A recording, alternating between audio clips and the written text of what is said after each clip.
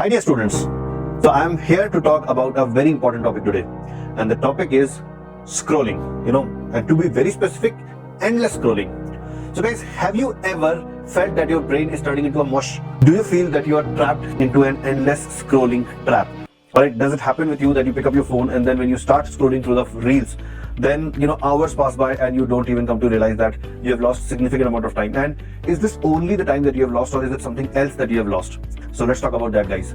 So I'm here to tell you about that endless scrolling is not only about the time that you have lost, but it is actually leading to a situation which we call as the brain rot. And again, this is not a term that I have coined. This is a popular term that is now coined by people who belong to the psychologists and those kind of people. They have coined this term, brain rot. So it refers to a condition in which a lot of internet content is being consumed by a user, which is either low quality or it is excessively too high.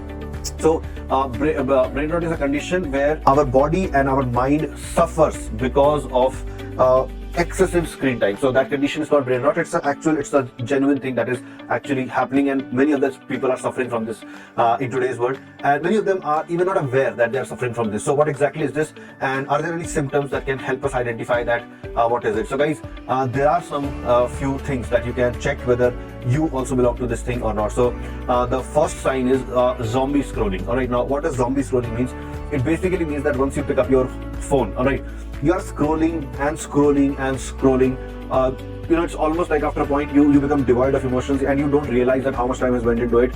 All right, and you are doing nothing else. All right, you are just scrolling like a zombie. All right, so that is not good for your mind. That is not good for your health also. All right, compulsive video gaming. Like many of us actually spend loads of time playing video game and we don't realize where the time went, and we feel the compulsion to actually play the game. Like if you don't play it, we start feeling uneasy. Like students or people who suffer from this condition, who love video game and who love playing it, they actually suffer from this condition. This is called compulsive video gaming. All right, so this is another symptom that you are actually suffering from brain rot. And the third one is your social media addiction. Now what does that mean? So your phone is there, it has been 30 seconds, maybe 1 minute, since you last checked whether you had a notification or not. So you will pick up your phone and you will check whether there is a WhatsApp notification or a Telegram notification or an Instagram notification. Somebody posted something, you posted something, did anyone like that your content or not? So constantly reaching out to your phone, all right, and checking for updates. Okay, that is what that is another symptom of the situation of brain rot. All right, so guys, think whether you have any of these symptoms, and if you have that, put that in the comments, guys, so that others can also notice that they are not the only ones suffering from these symptoms. So brain rot is definitely not a good condition. All right, I'll tell you that why it is not a good condition, like what is the cost that we have to pay for suffering from brain rot. So guys, the most important price that you pay as a victim of brain rot is that your academic performance is significantly reduced. All right, it hampers your academics to a great extent. All right, and let's say if I keep the academics aside, which is not something that we can ignore, but even if I choose to ignore that, it starts affecting your mental health, guys. Like now, people who are addicted to social media, they become uneasy if they don't get the desired amount of like on their content or the views on their content. All right, if the video game is taken away from a person who loves video game, again that person becomes violent at times, uneasy most of the times.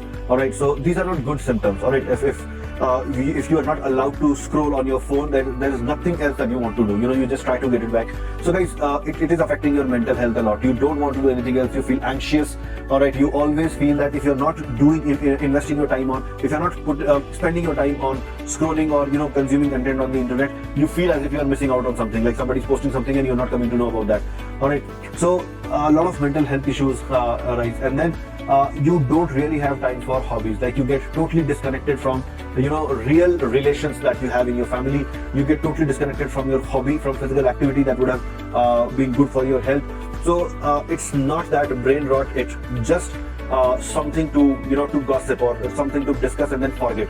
It is something that needs to be taken, which needs to be noticed, which needs to be realized that if someone is suffering from that, then we need to take proper measures to ensure that we are not we don't end up staying in the same condition. So are there any steps that we can actually take to avoid the situation of brain rot? So guys, I'm no expert, but I've watched certain videos of experts and I'm summarizing those videos in front of you.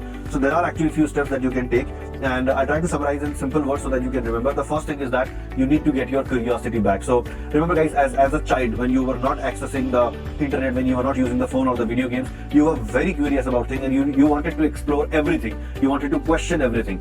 All right, so guys, try to bring back your curiosity, try to question a lot of things, try to explore things around you. Do not just focus on your mobile or your video game. All right, try to make use of other things as well.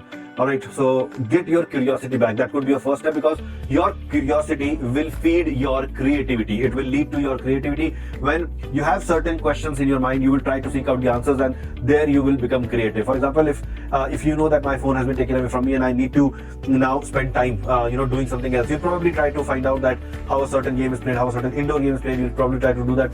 You'll probably try to read a book. So when you have curiosity, it brings out the creativity in you. All right, so get creative guys. All right, start getting creative. You have to allow the universe to put thoughts in your mind which you can process.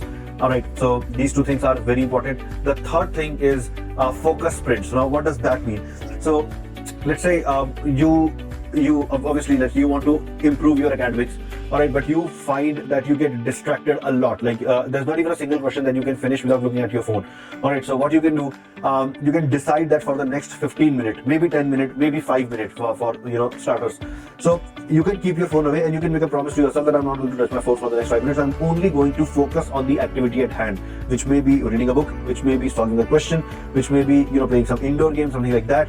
Maybe building something, building something out of those DIY kind of stuff, some crafts, anything, like maybe a painting. Okay, so whatever you're doing, give yourself the opportunity to focus on that thing for a certain amount of time without checking your phone. Put it on silent mode, put it out of your sight. Silent, because if someone calls, you need not just attend the call right away. You can call the person back after a few minutes.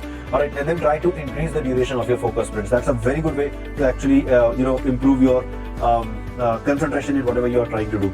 All right, and the most important part, after the focus sprint, the most important part, that you need to connect with the real world, guys. You need to connect with people around you. Instead of spending time on chatting with a person, I would rather say that you go and meet that person physically. Go out in park, take a walk. All right, enjoy the grass, guys. Walk barefooted on the grass.